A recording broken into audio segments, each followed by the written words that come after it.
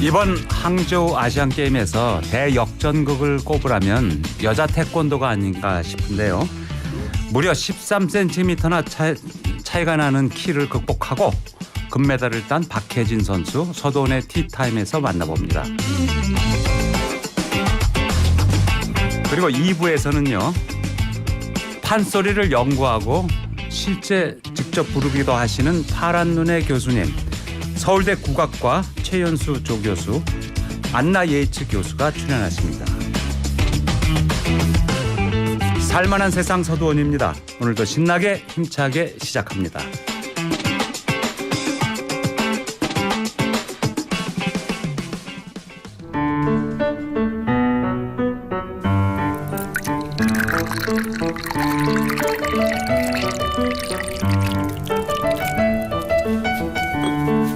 따뜻한 차 한 잔과 함께 만나는 이 사람, 서도원의 티타임입니다.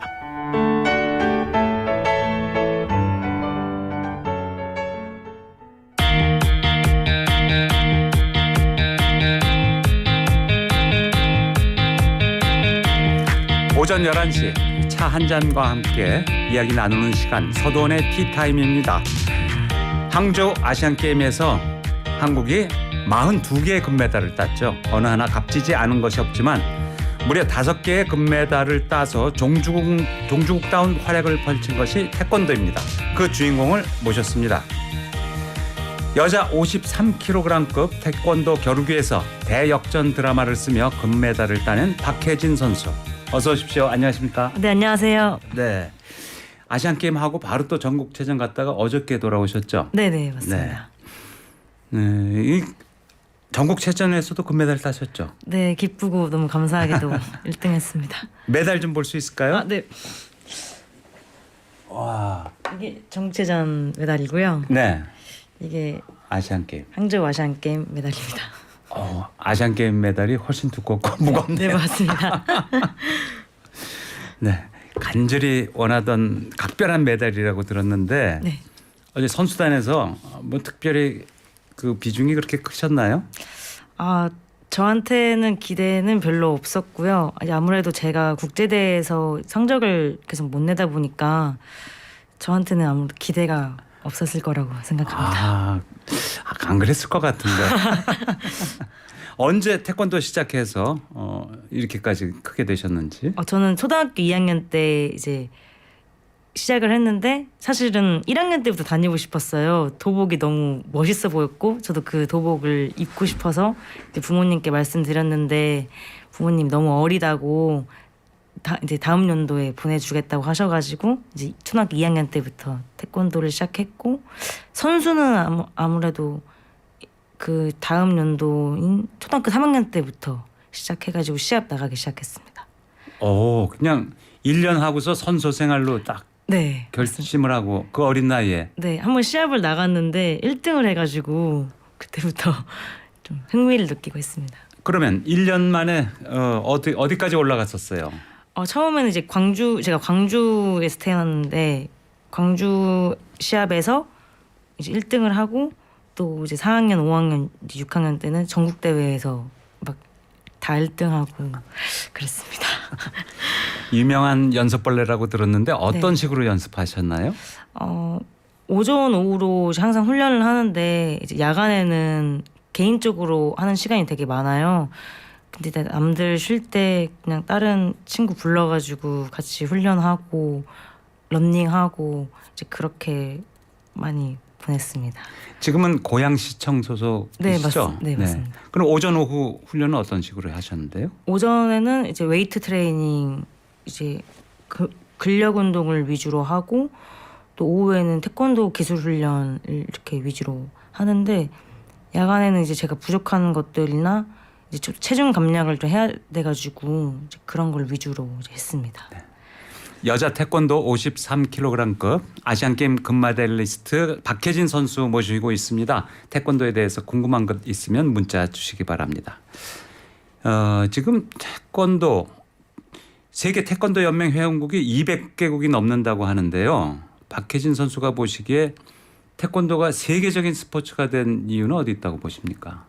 아무래도 저희 이제 한국 사관님들이 외국에 많이 나가셔서 널리 보급화 해주시고 또 외국인들도 태권도를 너무 사랑하고 좋아해가지고 이렇게 세계적으로 보급화되고 인기 있는 스포츠로 자리를 잡았다고 생각합니다. 네, 이 태권도가 보급한 지가 벌써 한 50년 됐을 텐데. 네. 근데 지금 태권도가 여러 국제 대회에서 올림픽이든 아시안 게임이든 네. 한국이 메달 싹쓸이를 지금 못 하고 있잖아요. 네, 맞습니다. 그러면 그걸 어떻게 봐야 됩니까? 한국이 더 잘해야 되는데 못 하고 있다 이렇게 부정적으로 볼 수도 있겠지만 거꾸로 그만큼 세계적으로 보급이 잘 됐다 이렇게 볼 수도 있을까요? 제가 선수 입장으로서는 좀 속상하긴 하지만 그래도 저는 저희가 메달을 싹쓸이 하지 못하는 게 더 이제 좋다고 생각을 하는 게 저희 외국 선수들도 그만큼 이제 널리 보급화되고 네. 이제 태권도도 많이 한다는 증거고 하니까 저희가 싹쓸이를 안 하고 이제 다 같이 이제 메달을 따고 하면 더 좋지 않나. 그만큼 이제 평준화가 됐죠. 평준화- 실력도. 네, 맞습니다. 그러니까 태권도 그러면 외국 선수들하고 경기를 해보면 네. 뭐 근력이 역시 서양 사람들이 근력이 세구나라든가 이런 차이점을 느끼게 됩니까? 이제 한 번 발을 부딪혀 보면은 딱 느껴져요. 아, 세다. 발길이 딱 부딪혀 보면 네. 그리고 아무래도 신장도 훨씬 더 크고 하니까 저희가 조금 불리하지 않나 싶습니다. 그런데 이번 결승전에서 대만 선수하고 겨루셨는데 네. 180이 넘는 선수하고 네. 박 선수는 167? 저 166.7입니다. 그러시군요. 13cm 키 차이면은 엄청난 거 아닙니까? 아, 근데 그 친구가 원래는 184예요. 근데 자기가 너무 커서 180이라고 말을 하고 다닌대요. 아 실제는 184. 네, 맞습니다. 그럼 13cm 차이가 아니고 17cm 차이네요. 키 네. 차이가. 네. 결승전의 상대가. 네, 맞습니다. 그럼 결승전에서 그리고 굉장히 끌려갔잖아요. 점수가 그거 뒤집기가 어려운 점수라고 봤었는데. 아무래도 키가 너무 크고 이제 발도 잘 안 닿고 저는 또 잘 맞다 보니까 상단을 좀 점수가 이제 계속 지고 있는 상황이었는데 이제 마지막에 1회전 마지막에 그래도 할 수 있는 거 최선을 다 해보자 이러고 이제 뒷동작을 찼어요. 이제 테크니컬 점수라고 회전해가지고 발차기를 차면은 점수가 더 크게 얻거든요. 근데 그거를 마지막에 성공시켜가지고 네, 그때 노린 부위는 어디였습니까? 회전 발차기. 몸통이었습니다. 몸통. 네, 정확하게 몸통 가격이 들어갔군요. 네. 그래서 점수가 딱 들어가고 이겼다 생각했어요. 아니 그럼 처음엔 주로 어디를 맞으셨어요? 아무래도 상대가 크고 저는 작다 보니까 상대가 계속 얼굴을 노리더라고요. 그래서 얼굴을 계속 맞고 대부분 얼굴을 계속 맞고 이제 지고 있었습니다. 그 점수 차이가 최대 몇 점까지 났었죠? 5대 0까지 아마 네, 3회전에 마지막에 5대 0까지 나서 사실 마음이 좀 질 것 같다 약간 이런 생각을 많이 했거든요. 근데 포기 안 하고 계속 집중해가지고 때리고 저도 점수를 뽑고 이제 마지막엔 상단도 맞추고 해가지고 그때 승기를 잡았던 것 같습니다. 그게 경기 종료 30초 전인가? 네, 30초 전에 이제 상단을 딱 맞췄죠. 그 한 방. 네. 이야, 회심의 일타. 네. 네. 그런데 이 발차기 공격 네. 이게 주무기세요? 원래 회전 동작은 제가 안 차고요. 네. 상단 이제 찍기를 마지막에 맞춘 거를 많이 차는데 네. 그게 딱 운 좋게 들어가가지고 그렇게 됐군요. 네. 정말 대단하고 본인 말씀으로는 선수단 안에서 박혜진 선수 메달은 금메달까지는 기대를 안 했다. 뭐 이렇게 겸손하게 말씀해 주셨는데 네, 전체 다들 놀랬을 것 같아요. 우리 네. 선수단이. 맞습니다. 제 결승전 끝나고 결승전 하기 전에도 사실 대만 선수가 키가 워낙 크니까 대만 이제 그쪽에서는 분위기가 거의 1등한 분위기더라고요. 근데 저는 딱 그걸 보고 되게 위축되고 좀 마음이 그랬는데 제가 이겨가지고 너무 좋고 많고 선생님들도 힘들 거라고 아마 생각하셨을 거예요. 근데 이겨서 선생님들도 너무 좋아하시고 그러시더라고요. 53kg급에서 184cm 선수. 와, 상상이 잘 안 갑니다. 네. 그런데 박혜진 선수 별명이 뚝딱이에요. 네. 그거 아이들 그 동영상에 나오는 뚝딱이 아닙니까? 네, 맞습니다. 덧니가 있고 또 눈도 좀 똘망똘망해가지고 뚝딱이라고 불러요. 네. 그 부상 걱정도 굉장히 클 것 같아요. 평소에 훈련할 때도 그렇고 시합할 때도 그렇고. 그러면 어떤 식으로 조심하고 부상 나면 어떻게 극복하고 하는지 궁금합니다. 한 몇 달 전에도 이제 뒷근육 햄스트링이 찢어져가지고 그것 때문에 좀 힘들고 이제 다쳤을 때도 한 달 동안 재활하면서 했는데 이제 안 다치기 위해서는 평소에 스트레칭도 많이 하고 몸 관리도 이제 해야 돼가지고 그런 부상을 제일 조심하는 것 같습니다. 운동하면서. 몇 달 전에 햄스트링이 고장 났으면 그건 아시안 게임 뭐 얼마 남기지 않은 시점이었을 거 아닙니까? 네네. 4월 달이었으니까. 어휴, 그 한 달 만에 그래도 정상화가 됐었어요. 완전 정상은 아니고 이제 지금도 운동하면서 조금씩 아프긴 한데 그래도 잘 관리하면서 운동하고 있습니다. 청취자 질문인데요. 네. 태권도 국제 대회에서는 심판들이 다 한국어로 진행하나요? 이렇게 물어보셨어요? 네, 맞습니다. 이제 시작, 간력, 감점 이런 것들 다 이제 외국 심판들도 다 한국어로 합니다.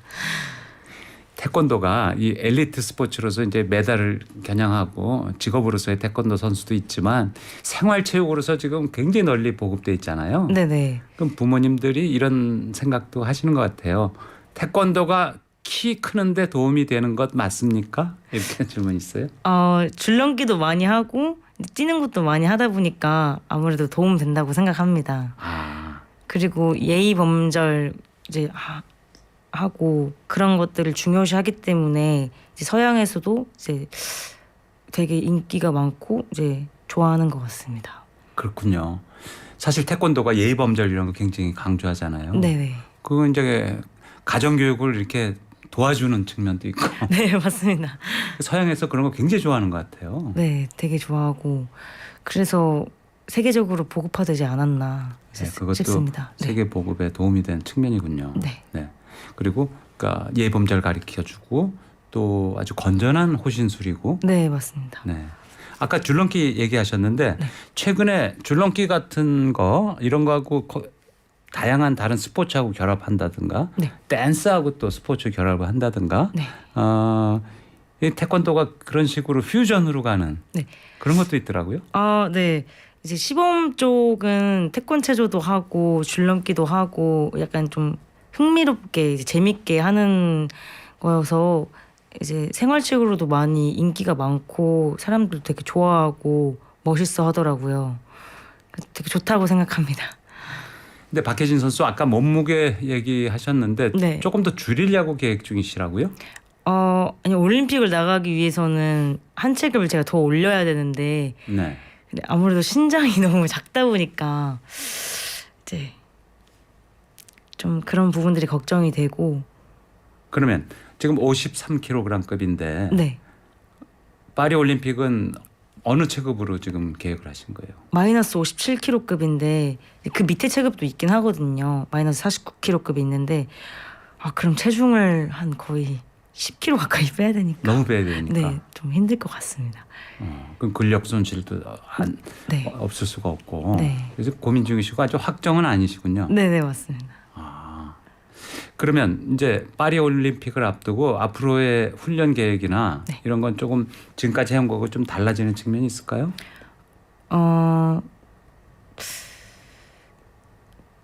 아무래도 국제 대회를 이제 겨냥을 해서 외국 선수들의 이제 상대로 이렇게 하는 법을 좀 더 생각을 하고 그런 것들을 집중적으로 해야 될 것 같고 아무래도 국내 대회에서 이제 국가대표가 돼야 더 이제 성장할 수 있는 거니까 먼저 국가대표를 되는 것을 더 목표로 하고. 전국체전에서 금메달 따오셨잖아요. 며칠 네. 전에. 네, 맞습니다. 그러니까 53kg급 국내 최강자다.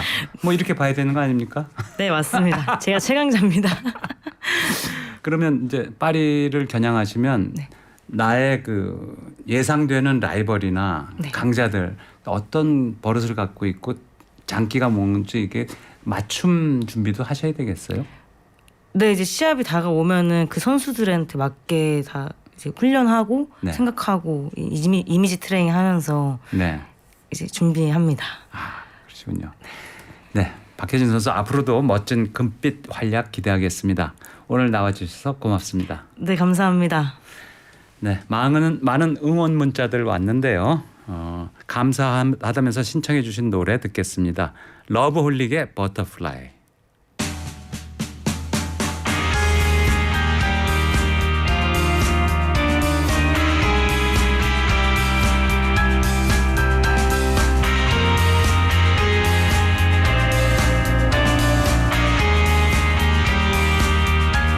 어리석은 세상은 너를 몰라 후회 속에 감춰진 너를 못 봐 나는 알아 내겐 보여 그토록 찬란한 너의 날개 겁내지만 할 수 있어 뜨겁게 꿈틀거리는 날개를 펴 날아올라 세상 위로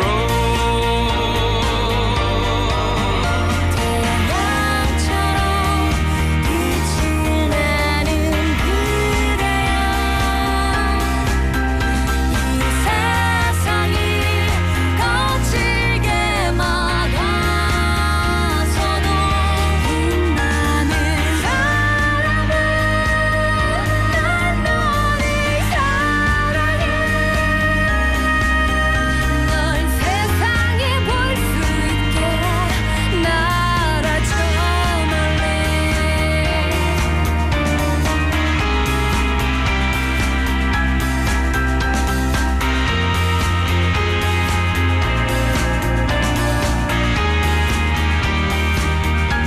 꺾여버린 꽃처럼 아플 때도 쓰러진 나무처럼 초라해도 너를 믿어 나를 믿어 우리는 서로를 믿고 있어 심장의 소리를 느껴봐 힘겹게 접어놓았던 날개를 펴 날아올라 세상 위로 어쩌면 넌 아름다운 그대여 이 세상이 차갑게 등을 보여도 눈부신 사람아 난 너를 사랑해 널 세상이 볼 수 있게 바다처럼 빛을 내는 그대여 이 세상이 거칠게 막아서도 빛나는 사랑아 난 너를 사랑해 널 세상이 볼 수 있게 날아줘 멀리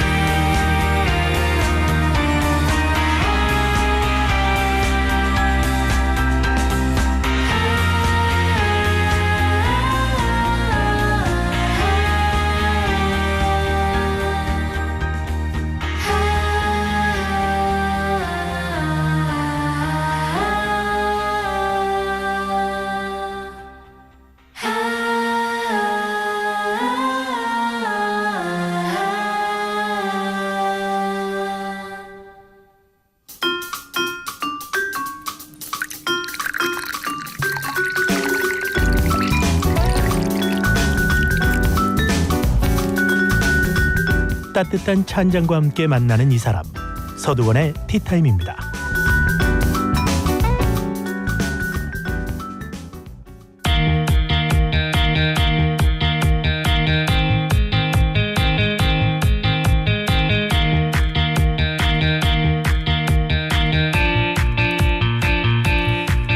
우리나라 전통 소리죠.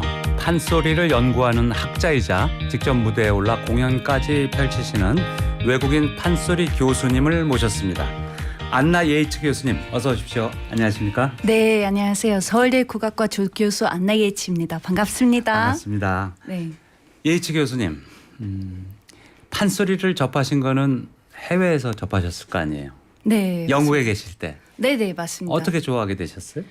네, 그때 정말 우연히 제가 그때 사실 문화 정책을 연구하고 있었는데 우연히 반소리 공연을 뭐 수업에서 잠깐 언급했다가 우연히 공연을 보게 되었는데 너무 이 소리의 표현력이 너무 감탄해서 제가 그때 한국어를 못했는데 자막을 안 봐도 알겠더라고요. 무슨 내용인지. 그래서 왜 그런 힘이 있을지 궁금해져서 네, 갈수록 들어가면서 결국은 이 자리까지 왔습니다. 그때 그래서 전공까지 바꾸셨다고요? 네, 맞습니다. 네, 처음에는 그 정치학을 연구했다가 아무리 봐도 정치는 저와 어울리진 않아서 지금 인류 음악학을 전공하고 있습니다. 그래서 런던 대학에서 박사학위는 그쪽으로 바꿔서 이제 받으신 거죠? 네, 맞습니다. 그런데 어떻게 한국에 와서 판소리를 연구하고 이러는 건 기회가 닿기 쉽지 않았을 텐데요. 예, 뭐 사실은 이렇게 해외에서 반소리를 연구하고 싶으면 한계가 있어서요. 일단 무조건 언젠가는 현장 연구도 해야 되고 그래서 네, 한국에 처음에 오게 됐었고 그 뒤에는 계속 반소리를 연구하면서 왔다 갔다 하고 네, 결국은 저기 지금 서울대에 취직해서 계속 여기 살고 반소리에 좀 더 집중적으로 연구할 수 있었습니다. 유럽에서 열린 판소리 대회에서 우승하셔서 네. 그 기회에 이제 한국에 오시게 됐다. 맞습니까? 뭐 사실 그 전에 이미 1년 동안 반소리에 대한 현장 연구를 진행하고 나서 우승하고 뭐 그 우승했으니까 그때는 투어를 한번 하고 네, 다시 돌아갔는데 그 전에도 한국에 많이 온 적은 있었습니다. 한국의 이제 판소리 명창에게서 직접 전수를 받았다. 배우셨다고 들었는데요. 네, 맞습니다. 저 지금 국가무형문화재 제5 반소리 흥부가 이수자이신 민혜성 선생님께 사사 받고 있습니다. 유럽에 계실 때도 민혜성 선생님한테 배웠죠. 네, 뭐 유럽에 오실 때도 많고 원래 해외에서도 이렇게 반소리 많이 알리면서 이렇게 노력 많이 하고 계시니까 유럽에 있을 때도 만나고 아니면 제가 한국에 와서도 배우고 정말 만난 기회만 있으면 계속 배우고 이렇게 진행했습니다. 네. 서울대 국악과 교수는 사실 정말 어려운 자리거든요. 네. 어떻게 이렇게 딱 교수님이 되셨어요? 또 궁금한데. 네, 뭐 운이 좋게 자리가 열려서 뭐 지원했고, 네 자리를 네 운이 좋게 이렇게 올라갈 수 있었습니다. 그러니까 거기서 가르치는 거는 판소리가 아니고 네. 그 음악학. 네, 그걸 인류 가르치는. 음악학이 살짝 음악학과 차이가 뭐냐면 이론에만 집중하지 않고 시계가 동행해야 한다는 좀 개념이 있어서 제가 뭐 시기와 이론의 중간에 서 있고 그래서 제가 인류 음악학을 가르치고 있습니다. 그러니까 민족 음악 뭐 이런 거, 민속 음악 이런 네. 거, 그 지역의 특수한 것들 이런 거를 인류학적인 관점에서 음악을 들여다본다. 네, 맞습니다. 그래서 제가 보통 이렇게 설명할 때는 음악 속의 문화 아니면 문화 속의 음악을 연구하고 있다 이렇게 설명합니다. 네. 그러면 판소리라는 게 사실 뭐 한번 제대로 하면 막 8시간씩도 걸리고 그러잖아요. 네, 맞습니다. 그걸 한번 다 듣는 것도 굉장히 그 다 들어본 사람 많지 않거든요. 뭐 사실 저도 8시간짜리 공연을 본 적은 없고 뭐 3, 4시간 정도 공연을 많이 본 적은 있죠. 근데 1년에 막 90편씩 보시고 그랬다고요? 아, 그건 현장 연구했을 때 제가 네. 반소리에 대해 이해해야 되니까 정말 다양하게 봤고 그 후에는 뭐 90개 공연까지는 못 가는데 뭐 꾸준히 계속 새로운 공연이 있으면 네, 보려고 이렇게 많이 노력하고 있습니다. 예이츠 교수님이 생각하시는 판소리의 매력은 어떤 겁니까? 네, 뭐 아까 말씀드린 대로 처음에는 이 소리의 표현력은 뭐 판 노래라고 하지는 않고 판 소리라고 하잖아요. 그렇죠. 그래서 이 음악적인 효과까지 뭐 새소리나 뭐 바람 소리 막 그런 소리들 다 목소리로 표현하는 것에 처음에 관심이 생겼으면 지금 제가 연구는 좀 더 오래 했으니까 이 특히 반수리 속의 인물이 너무 이렇게 매력적이더라고요. 정말 뭐 진짜 만날 수 있는 사람 같아서 그게 너무 흥미롭다고 생각을 합니다. 그걸 또 혼자서 다 모든 걸 다 풀어내니까. 네. 질문 하나 청취자 질문 전해드리겠습니다. 아모르 파자님 질문인데요. 판소리는 득음을 해야 한다는데 득음이 어떤 건가요? 예, 뭐 보통 사람들이 흔하게 생각하는 피 도하는 것이 아니고요. 이게 사실 피를 도하면 이렇게 잘못하는 거고 이게 근데 그 목 안에서 흉터를 만드는 것이 맞기는 맞아요.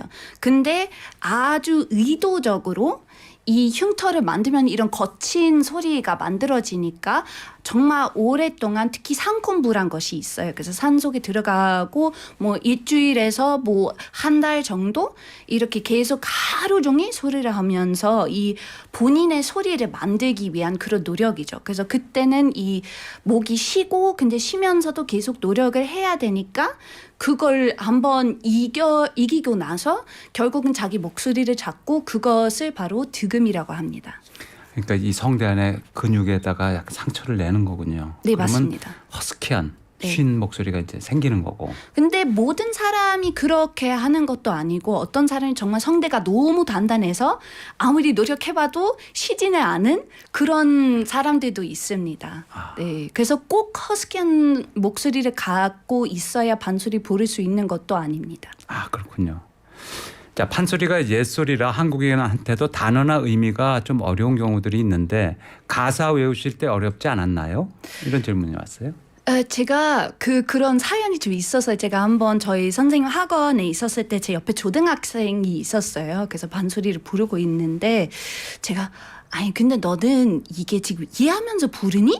이렇게 물어봤을 때 아니요 몰라요 이렇게 대답했어요. 그래서 그때 큰 깨달음이 있었어요. 저도 사실은 모르는데 한국 사람들도 처음에 반소리 배우기 시작했을 때 모르니까 이게 이해하는 것은 그냥 시간상 문제죠. 이렇게 누구든 노력을 하면 외우고 이해할 수 있습니다. 아, 그렇군요.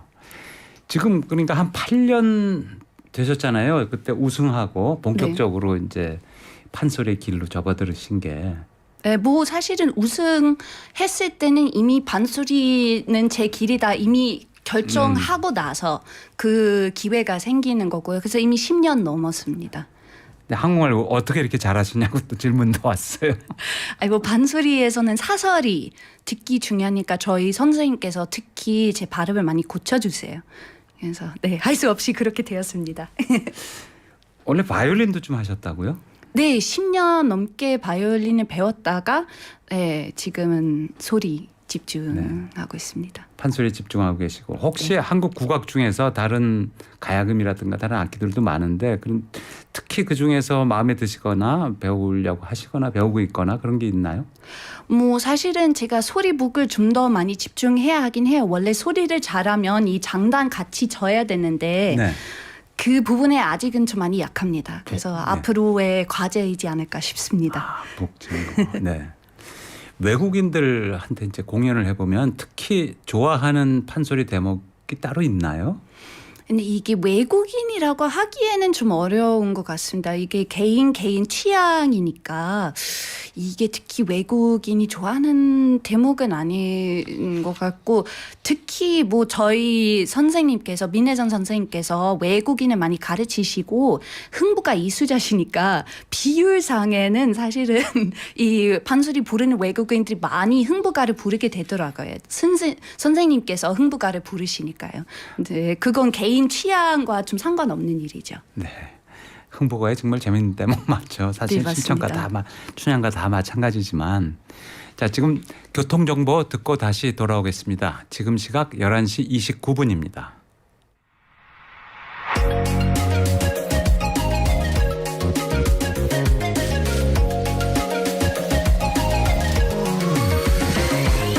이 순간 내 곁에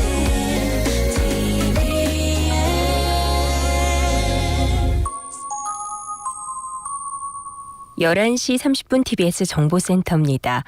강변북로 일산 방면으로 1차로에 사고가 있습니다. 월드컵대교 조금 지난 지점인데요. 사고 처리 작업으로 마포대교부터 속도가 줄어 있고 반대 구리 쪽으로는 행주대교에서 월드컵대교 사이 또 마포대교에서 동호대교까지 시속 20km 안쪽으로 이동합니다. 올림픽대로 하남 방면으로는 행주대교에서 월드컵대교 사이와 여의도에서 청담대교 부근까지 시속 30km 내외로 이동하고 있고요.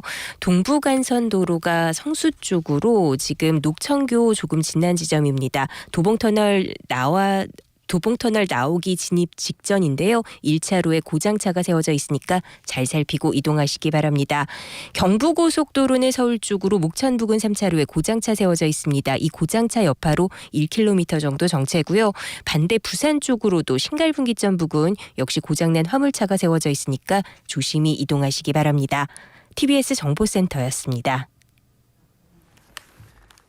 네, 지금 안나 예이츠 교수님과 말씀 나누고 있습니다.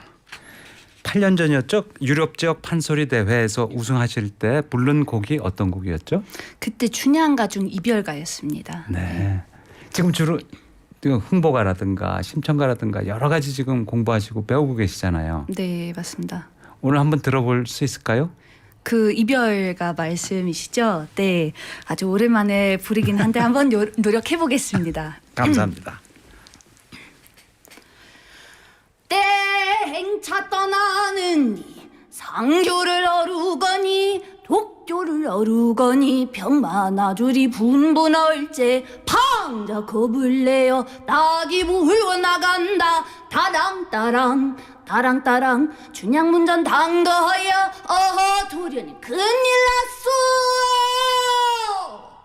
내 행차 떠나시며 도련님의 차삽기로 먼저 떠나셨다 아리옵고 싸우니 어서 가옵시다 이별이라 하는 게 너 잘 있거라 나 잘 간다 분명히게 이별이지 왜 너무 이별을 이리 뼈가 녹도록 건단 말이오 어서 가옵시다 말은 가자고 내 꿈을 치는 뒤 임원 꼭 붙들고 아니 논대 좋다. 얼씨구 제가 감히 중간에 추임새를 못 넣었어요. 근데 이게 원래 같이 소리북이 같이 가야 되는데 북 소리까지 있으면 이 추임새 넣기가 더 쉬워지는데 네 오늘은 좀 혼자 나와서 좀 살짝 미완성. 아, 네. 소리가 뭐 대단하십니다. 아, 이 죄송한 말씀이지만 네. 지금 동영상 교수님 동영상도 지금 많이 볼 수 있거든요. 네. 옛날에 부르신 것보다 지금 훨씬 더 잘 부르시는 것 같아요. 아이 뭐 감사합니다. 근데 원래 소리는 살면서 발전한다고 이렇게 하더라고요. 예, 그래서 그때 2015년에 불었던 이별가와 지금 이별가 다를 수밖에 없죠. 아, 그렇군요. 이 청취자들을 문자 많이 주셨는데 소리가 너무 좋습니다. 감사합니다. 라이브로 듣는데 심금을 울리네요. 소리만 들으면 외국인인 줄 모르겠어요. 유럽 경연대회에서 1등 한 이유 알겠습니다. 앉아서 부르신 게 맞나요? 명창이십니다. 아이고 고맙습니다. 과창이십니다. 그런데 제가 추임새를 잘 못 넣었다고 말씀드렸는데 추임새 넣는 것도 그 듣는 법, 들을 줄 아는 사람이나 사실 추임새 제대로 넣는 거잖아요. 네, 아니 근데 사실 비법이 있습니다. 혹시 한번 청취자분들이 반소리 공연을 보러 가시게 되면 보통은 한 문장이 끝날 때쯤 발림이라고 이렇게 손을 올리는 그런 동작들이 있잖아요. 이게 보통 한 문장이 끝날 때쯤 올리니까 손이 올라가면서 쥐임새를 놓는다. 이렇게 알고 계시면 좋을 것 같습니다. 딱 하면 얼씨구. 네, 얼씨구 좋다. 아니면 시간이 모자르면 으이! 어이. 이라고 언제든지 넣을 수 있습니다. 아, 그렇군요. 그런 요령이 있네요. 자, 그런데 지금 특별히 신경 쓰고 계신 게 있다고요? 네. 월드 판소리 페스티벌이라고요? 네, 맞습니다. 네, 저희 지금 세계 반수리 협회라는 단체가 있는데 반수리를 정말 세계에서 많이 알리자고 노력하는 단체고 제가 같이 힘을 쓰고 있습니다. 그래서 올해는 지금 유네스코 인류 구조 및 무형유산 걸작 등재 20주년이거든요. 반수리가 원래 2003년에 등재되었는데 그래서 올해를 그것을 기념하기 위해 월드 반수리 첫 제1회 월드 반수리 페스티벌이 개최되는데요. 서울 남산국악당에서 11월 7일과 8일 그때는 20시간 20년 주년이니까 20시간 동안 릴레이로 되는 반수리 그 공연이 있을 건데요. 60명이 20분씩 부르는데요. 그 중에도 저 빼고도 외국인 소리꾼들이 4명 더 있습니다. 뭐 네. 이란, 프랑스, 아르메니아, 뭐 중국어권에서 이렇게 오신 분들도 계시고 정말 큰 선생님들부터 좀 어린 학생들까지 이 반수리의 다양성을 잘 보여줄 수 있는 그런 행사고 워크숍이나 정말 다양한 이벤트들이 계획되어 있어서 정치자분들이 많은 관심을 가지셨으면 네, 좋겠다는 마음으로 네, 알리고 싶었습니다. 아, 그러니까 연주는 60명이 20분씩. 네, 맞습니다. 저도 포함됩니다. 저기서는 춘향가 말고 흥부가중 네, 네. 셋째 박을 부를 예정입니다. 아, 그것도 꼭 들어야 되겠네요. 네. 그러면 그 연주도 있고 공연도 있지만 이렇게 경연도 있다면서요? 경연이 사실 이미 끝났습니다. 아, 경연은 끝났고. 그거는 벌써 끝났고, 근데 뭐 지금은 이 세계 반수리 협회에서 활동은 지금 시작한 지 1년밖에 안 됐으니까요. 그래서 콘테스트는 없고 이번 11월 달에. 네, 11월 달에는 공연과 공연과 워크숍. 워크숍. 그래서 뭐 내국인을 위한 워크숍, 외국인을 위한 워크숍도 있고 정말 다양하게 있습니다. 네. 우리나라 외국인 소리꾼의 규모나 수는 어느 정도 되나요? 자주 교류하시는지요? 이렇게 물어보신 분이 계세요? 네, 뭐 서른 다 잘 알죠. 이 반수리계가 워낙 그렇게 크지도 않고 외국인이 더더욱 많지는 않으니까 이번에 처음으로 만나는 분들은 계시긴 하지만 뭐 서른 다 아는 사이이긴 하죠. 네, 그래서 기본적으로 5명은 좀 집중적으로 하는 분들 외에는 한두 명 더 있고, 네, 좀 취미로 배우신 분들도 꽤 있습니다. 전공으로 직접 하시는 분은 한 7분 네. 이렇게 있으시고, 네. 그 중에는 이제 아직 학교에 계신 학생도 있고, 그렇죠? 네, 네, 그 중에 지금 한예정에서 네, 전공하신 로르 마포 프랑스 분이 계시고, 네, 다른 분들도 지금 한예정에 좀 들어가고 싶다고 지금 오늘은 시험을 보고 있는 걸로 제가 알고 있습니다. 아니, 어제 시험을 봤다고 네, 알고 있습니다. 그래서 뭐 새로운 전공자가 생기지 않을지는 아직 모르겠지만 네, 노력은 하고 있습니다. 어제 시험 잘 돼서 들어갔으면 좋겠는데요. 네, 저도요. 혹시 수능도 봤을지 모르겠네요. 그러진 않았겠죠? 아니. 그거는 그냥 입시로 이렇게 수능은 따로 보지는 않습니다. 네, 그렇군요. 자, 그럼 판소리 말씀 나누고 계신데 지금 판소리 대중화가 조금씩 이제 다시 좀 붐이 생기는 것 같기는 해요. 네. 근데 아직도 부족하다 이렇게 생각하시는 분도 많거든요. 대중화 어떻게 보십니까? 뭐 이게 반수리가 온 세계를 통제할 필요는 없다고 저는 개인적으로 생각합니다. 이게 제일 중요한 것은 이 관객층이 정말 다양하니까 이 반수리의 매력을 다르게 보는 분들도 계시니까 제가 보니까 저희 문화계에 있는 분들 저 포함해서 이 정말 다양한 관객층을 위한 콘텐츠를 만들어야 된다고 생각을 합니다. 그래서 당연히 뭐 K-팝이나 저쪽 좀 정말 대중적인 소리도 있으면 좋겠고, 근데 다른 사람 정말 전통 반수리 좋아하는 분들도 있고, 아니면 재즈와의 조합, 현대음악과의 조합도 정말 다양하게 있으니까 이런 다른 콘텐츠도 같이 발전할 수 있으면 좀 더 건강한 반수리가 될 수 있지 않을까 싶습니다. 네.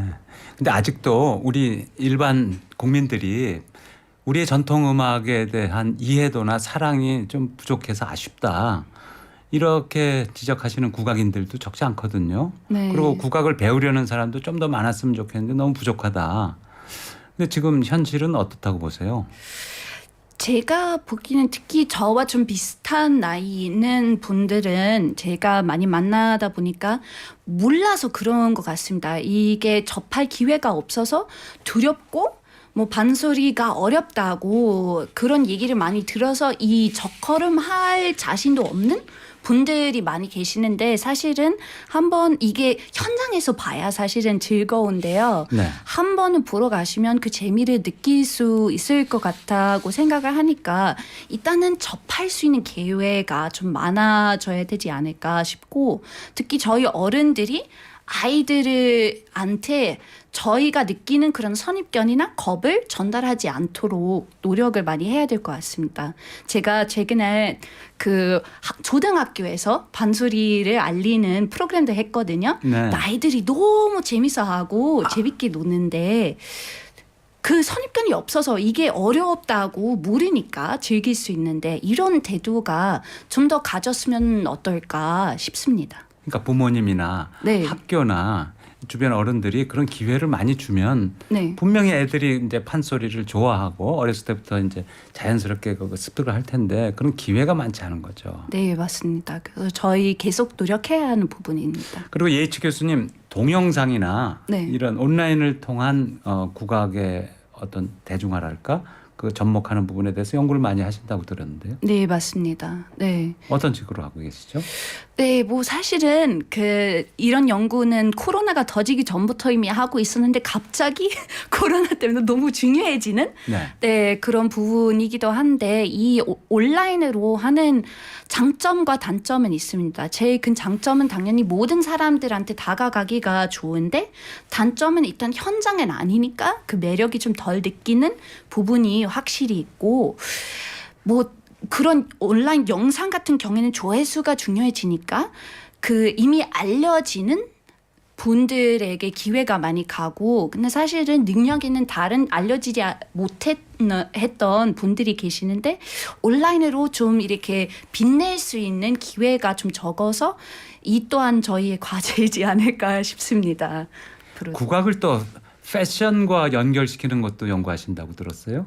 네, 맞습니다. 이게 뭐 특히 대중매체에서 제가 주변에도 많이 듣는데 방송에 나가면 국악인들한테 무조건 한복 입고 나와라 이렇게 하는 그런 안내가 많이 있더라고요. 근데 사실은 국악인들도 현대 사람이고 뭐 한복을 입고 싶으면 그건 개인 취향인데 국악인이어서 무조건 일상생활에서 뭐 이렇게 갓 쓰고 이렇게 돌아다니는 것이 아니니까 오히려 가끔은 한복 입고의 모습이 너무 강해지면 그거 반소리에 너무 멀리 느끼게 되는 그런 효과가 있어서 좀 더 확실히 국악인들이 의도적으로 좀 대중 사람처럼 보이려고 하는 그런 노력은 옷을 통해서도 하고 있으니 제가 이 부분에 대해 연구하고 있었습니다. 아, 그 말씀 들으니까 서양 오페라도 19세기 오페라인데 요즘은 아예 현대 의상을 입고 하는 경우도 많이 있잖아요. 네, 맞습니다. 현대에 비슷하죠. 맞추면 되는 네. 그런 거군요. 지금 질문 중에요. 판소리 들으니까 판소리에 대한 관심이 생기는데요. 판소리를 즐기는 방법, 팁이 있을까요? 저는 경험이 없어서요. 네, 뭐 일단은 제일 중요한 것은 현장에서 봐야 된다고 그 말씀 전해드리고 싶습니다. 이게 뭐 온라인에서 찾아볼 수는 있고 정보는 많이 얻을 수 있는데 이 현장에서 특히 소리꾼과 관객의 소통 이 느끼는데 그건 온라인으로 느낄 수 없으니까 괜찮으시면 뭐 주변에 많아요. 사실은 공연들이 많은데 한번 찾아보시면 현장에서 가서 들어보시면 어떨까란 제안을 드리고 싶습니다. 예이츠 교수님 판소리 더 길게 듣고 싶은데 정기적으로 공연도 하시는지 궁금합니다. 네, 뭐 이번에는 제가 일단 20분 소리를 월드 반소리 페스티벌에서 발표할 거고 제가 사실은 내년에 안식 학기가 있어서 그때는 소리에 좀 더 집중해서 그 개인 발표회는 지금 25년 초로 이렇게 계획되어 있는데 저 또한 이렇게 일단 프로페셔널한 소리꾼이 아니니까 많은 준비를 해야 한번 제대로 공연할 수 있을 것 같습니다. 네. 내년에는 안식년으로 쉬시고 2025년 초에 이제 개인 발표를 가지신다. 네, 그래서 뭐 안식년은 쉬는 것이 아니고 공부. 판소리 매진해서 그 다음에 그렇군요. 발표를 하는 거죠. 네. 네. 한국의 가요나 트로트 같은 다른 음악도 즐기시나요? 혹시 노래방 같은 데 가시나요? 노래방 가면 판소리도 불러보시나요? 뭐 질문이 많습니다. 네, 뭐 일단 노래방에서 판소리 부르기가 좀 어려워요. 사실 판소리는 MR 반주에 부를 수 없으니까요. 이게 노래방 기계에서도 찾은 적이 없고, 근데 확실히 제가 소리꾼인 친구들과 노래방을 많이 갔죠. 네, 특히 학생 때 많이 갔는데 잘 놀아요. 잘 놀더라고요. 저도 개인적으로 많이 좋아하고 저는 2010년 때쯤 그때도 K-팝을 많이 좋아하고 뭐 트로트는 그렇게 많이 듣지는 않습니다. 네. K-팝. 네. 네. 그거 많이 들으셨고. 네. 영국이나 독일에는 옛날부터 내려오는 판소리 비슷한 그런 장르는 없을까요? 이렇게 물어보셨는데. 소리로 이렇게 그 이야기하는 것이 지금까지 전해오는 그런 전통이 없습니다. 옛날에 막 이렇게 그 만돌린 반주에 이야기하는 그런 전통이 트로바두어란 음유시인. 네, 그렇죠. 있었는데 현대에서 이렇게 좀 계속되는 전통은 아니고요. 네, 그렇군요. 그렇습니다. 네. 교통정보 듣고 다시 돌아오겠습니다. 지금 시각 11시 46분입니다.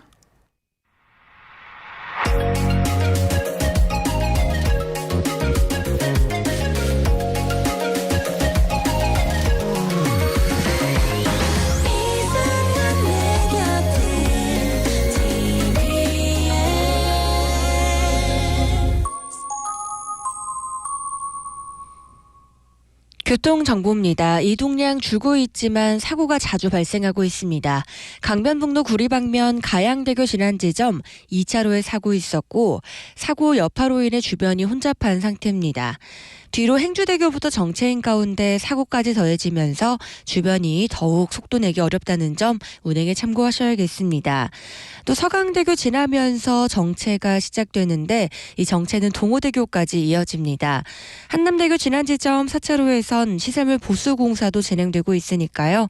차로 변경에 유의하셔야겠습니다. 일산 쪽으로 정체 많이 풀렸지만 여전히 원효대교에서 가양대교 사이 답답한 상태입니다. 동부간선도로 성수 분기점 쪽으로는 도봉터널 중간 지난 지점 1차로에 고장차 서 있습니다. 고장차 구간을 지나고 나서는 도봉터널 출구부터 원릉 분기점 사이 정체가 남아 있고요. 이후 중랑교 주변으로도 속도 떨어져 지나고 있습니다. 북부간선도로 종암분기점 쪽으로는 묵동 나들목에서 하월곡 사이 시속 20km를 못 내고 있습니다.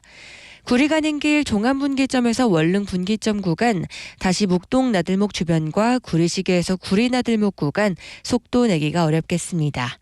서울 시내도로 정보였고요. 이어서 고속도로 상황 알아보겠습니다. 황숙진 리포터. 네, 작업 구간이 늘면서 그 작업으로 정체되는 곳도 많은데요. 우선 영동고속도로 강릉 방면으로 마성터널에서 서용인분기점 구간 2차로에서 보수공사 중이라 신갈분기점에서 마성터널까지 3km 구간에서 정체가 됩니다. 경부고속도로 부산 방면으로는 회덕분기점 부근 3차로에서 보수공사 중이라 뒤로 2km 구간 정체가 되고요. 지금 천안 나들목 부근 갓길에는 승용차가 고장으로 서 있어서 처리 작업을 하고 있는데 부산 방면 죽전휴게소에서 수원 구간으로도 교통량이 많습니다. 반대 서울 방면으로도 옥산분기점 부근 갓길에 고장차가 있고 목천 일대와 기흥에서부터 수원까지 양재에서부터 반포까지 속도가 떨어집니다.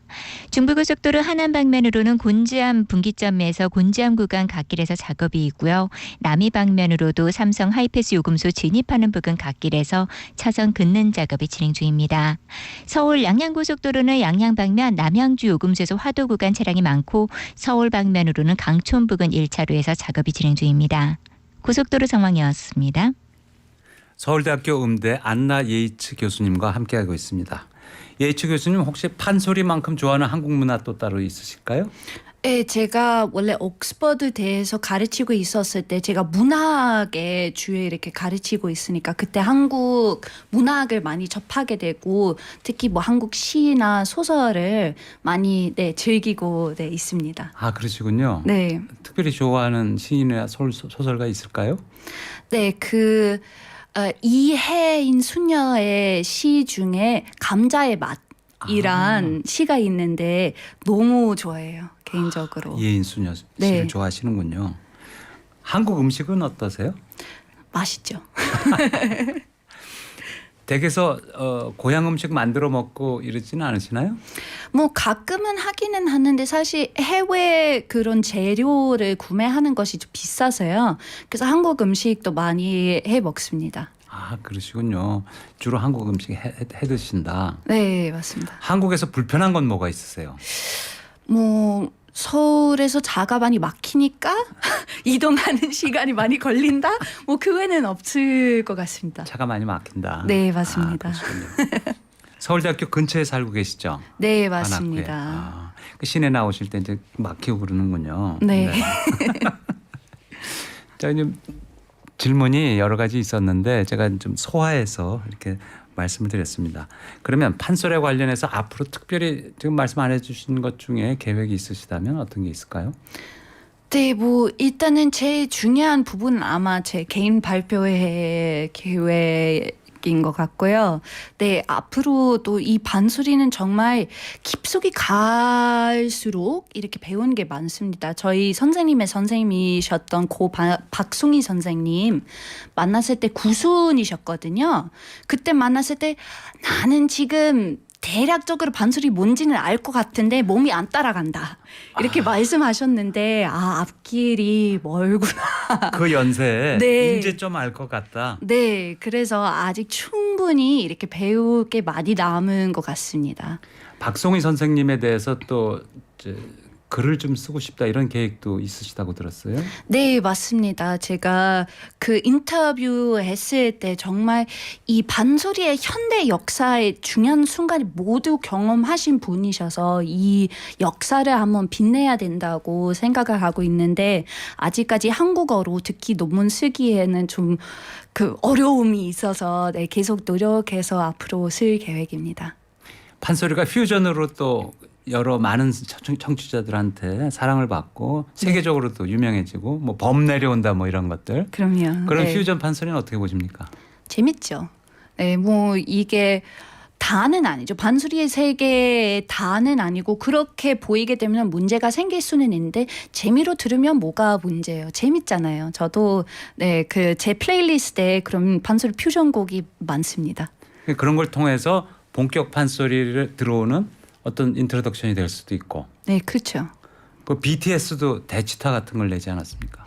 네, 맞습니다. 그때 살짝 아쉬운 점이 처음에 기사 나왔을 때 슈가가 반소리를 사용했다란 기사도 있었는데 그건 아니잖아요. 궁중음악이 반소리와 많이 다르긴 한데 저 사실 이번 주에도 저희 수업에서 대치타를 학생들과 같이 분석하고 정말 잘 만들었습니다. 이 대치타의 요소를 사용해서 정말 의미 있게 만든 퓨전곡으로 보입니다. 대치타 높게 평가하시는군요. 네. 학자 입장에서도. 네, 맞습니다. 이날치에 범 내려온다. 이거는 그 별주부전 네. 나는 대목이죠. 네, 맞습니다. 근데 사실은 범이 아니라면서요. 아니요, 맞는데요?